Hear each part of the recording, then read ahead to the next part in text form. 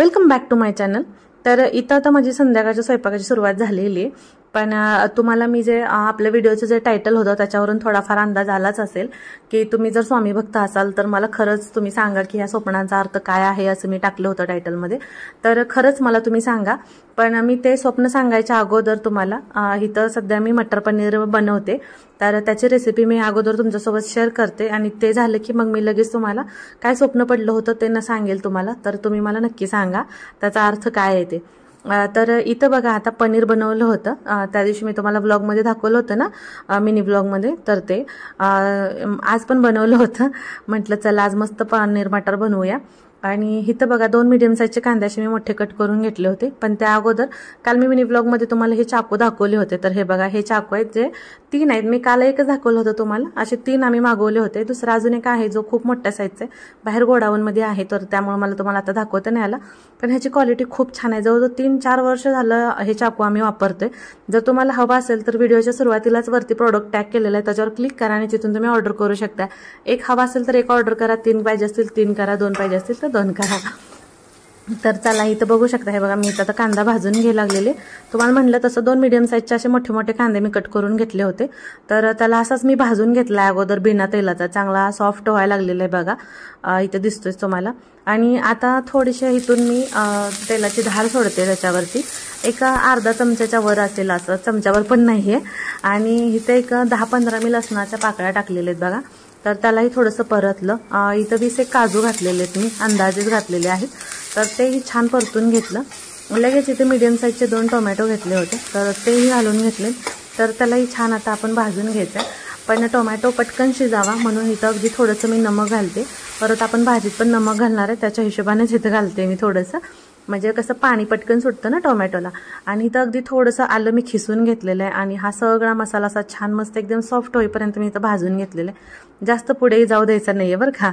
तर हे बघा इथं बघू शकता बघा एकदम सॉफ्ट झाला, तर मी काढून घेतला आणि कडे खूपच लाल झाली होती म्हणून मग आता मी भाजीला इथं पॅन ठेवलेलं आहे, तर पॅनमध्ये असं तेल घेतलेलं आहे बघा मी। इकडे मिक्सरच्या भांड्यामध्ये मी सगळा मसाला काढून घेतलाय जो आपल्याला बारीक करायचा आहे। पनीरचे असे छोटे छोटे काप केलेले आहेत, छोटे म्हणजे छोटे नाहीत, जरा मोठेच आहेत। आणि हे बघा इथं आता हा मसाला बारीक करताना ह्याच्यामध्ये कोथिंबीर घालते थोडीशी, ह्याची पेस्ट करून घेते मी पूर्ण। अगोदर आपण पनीर तळून घेणार आणि मग भाजी करणार। इकडे मटर पण पाण्यात ठेवलं होतं कारण फ्रीजमध्ये असल्यामुळे बर्फ झाला होता ना त्याच्यामध्ये। तर इथं तेल आपलं छान गरम झालं होतं, अति जास्त कडक होऊ द्यायचं नाहीये तेल। आणि इथं मग आता मी एक एक करून असे सगळे पनीरचे पीस ह्याच्यामध्ये ठेवून दिलेले आहेत बघा। थोडेसे मोठे कट केले होते आणि असा गोल गोळ असल्यामुळे एकदम प्रॉपर कुठले चौकोनी आलेत कुठले आले नाहीत असं झाले। आणि हे बघा असं सगळ्या बाजूनी असं फिरवत फिरवत त्याला असं मस्त छान म्हटलं एकदम आपण असं फ्राय करून घेऊया।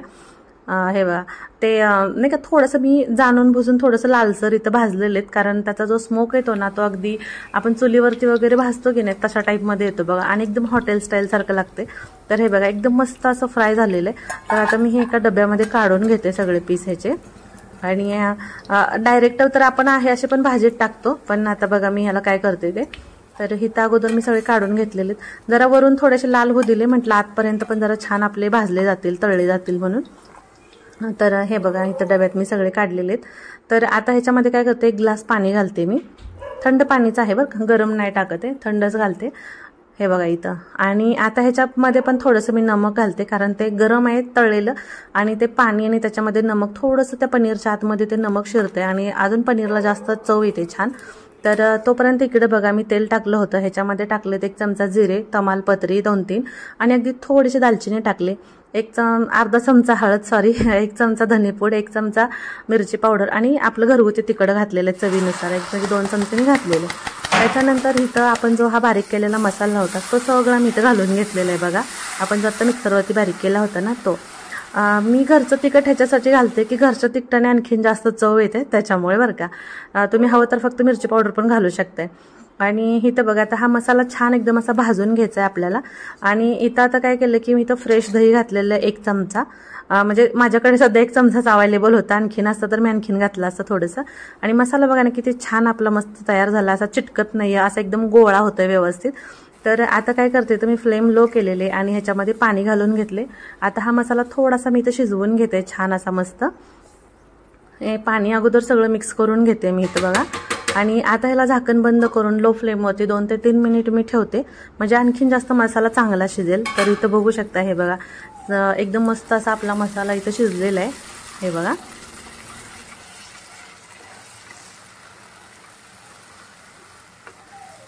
आणि इथं लगेच मसाला छान शिजला होता म्हणून लगेच मी इथं कोथिंबीर घातली त्याच्यामध्ये आणि ती ही छान अशी मस्त मिक्स करून घेतली. आणि इथं मी फ्लेम लोच ठेवले बरं का. आणि हे जे आपण मटर पाण्यात ठेवलं होतं तर ते मटर सगळं मी इथं याच्यामध्ये घालून घेतलेलं आहे. हे बघा हे फ्रोझन मटार असतं त्याच्यामुळे काही अगोदर शिजवून घ्यायची गरज नाहीये.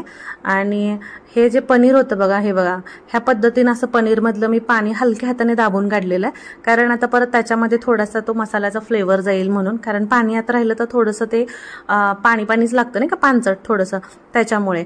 आणि हे सगळे पीस मग मी ह्याच्यामध्ये टाकले आणि हलवून घेतलं.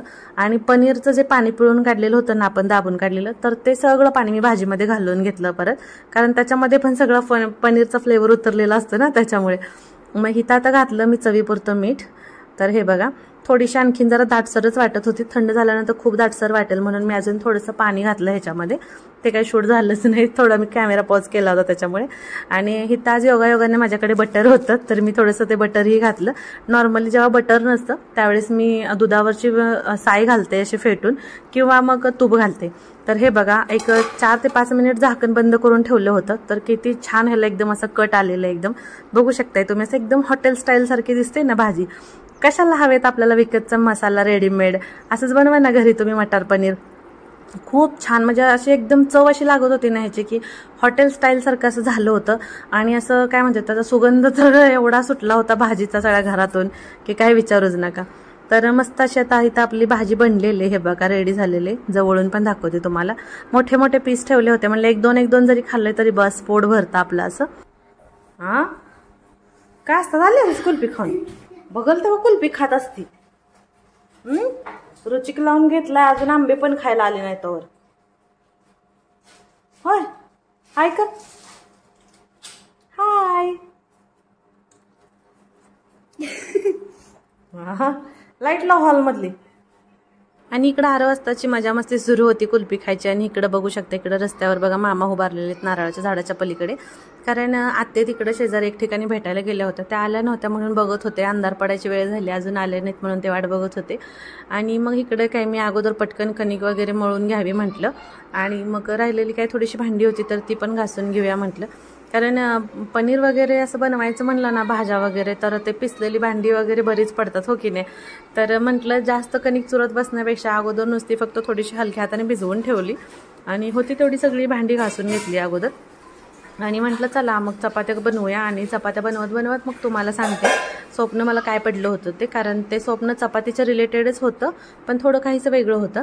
तर इथं बघा कणकीला परत एकदा हात फिरवला, तेल लावून घेतलं आणि मग म्हटलं चला आता घेऊ चपाती लाटून. आता तर चला आता जास्त वेळ न लावता तुम्हाला मी सांगते मला स्वप्न काय पडलं होतं.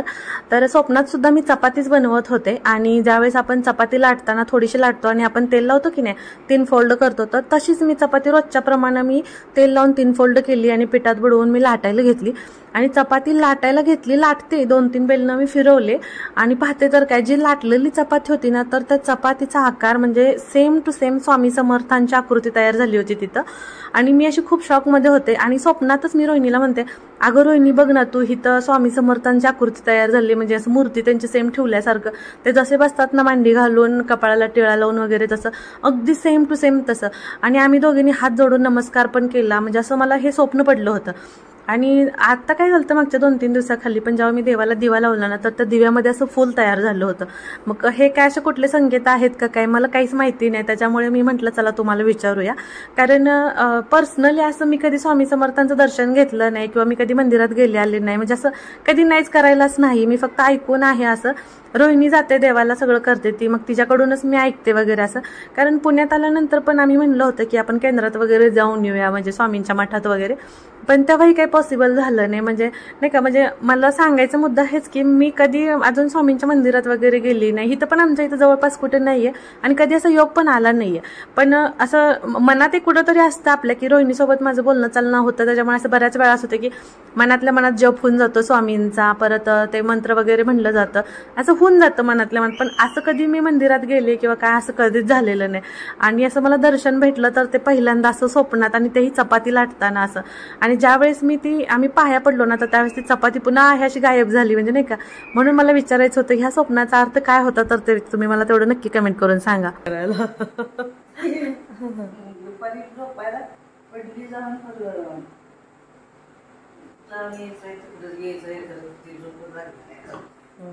आत्ता आलीच बघा आत्ती, नाही म्हणलं. तर इथं काल काय झालं होतं, माझ्याकडनं थोडंसं गॅस जास्त वेळ चालू राहिला, त्याच्यामुळे दूध जरा जास्त दाटलं होतं.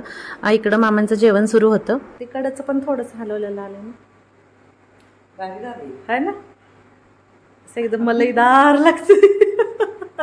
आता आम्ही लय कन्फ्युज आहे, बासुंदी म्हणून खावं की भांड्यात ओतून कुल्फी करून खावं.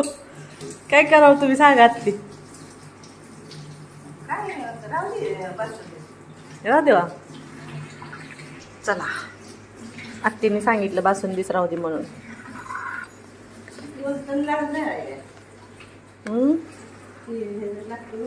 नाही